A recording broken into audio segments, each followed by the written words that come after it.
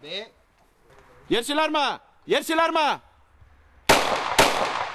Pràctica de tir amb foc real. A cursos privats com aquest s'apunten voluntàriament Mossos d'Esquadra, sobretot els que fan patrullatge de carrer, per complementar la formació pràctica en armes que es fa a l'escola de policia.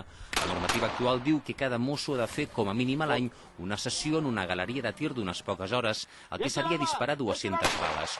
Una formació, segons els sindicats, insuficient.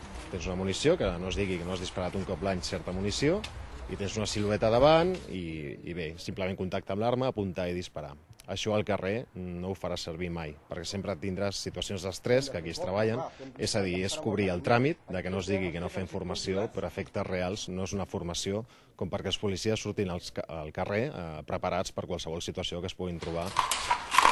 Segons fonts sindicals, últimament a Barcelona ciutat ha augmentat el nombre de serveis policials en què la gent ha hagut de fer ús de la pistola. Cada mes almenys hi ha un cas. En cursos com aquest, fets per exinstructors de tir dels Mossos, es prioritza que la gent sàpiga en quines circumstàncies i com utilitzar l'arma davant un presumpte delinqüent. Sobretot, el més important és les mans. Si no veiem les mans, per molt que tingui cara de sembli dolent, no tirem. Sempre veiem les mans. I en el cas de trobar-nos una persona armada, cridem arma. Per què? Perquè el company poder no se n'entera. Cridem arma perquè l'altre pugui tindre cura de cobrir-se i cobrir el company. Agafa angle, a poc a poc. El protocol que regula l'ús d'armes de foc dels Mossos obliga a registrar com una incidència rellevant cada cop que es fa servir la pistola, unes dades, però, que el Departament d'Interior no vol fer públiques. Deixi-la!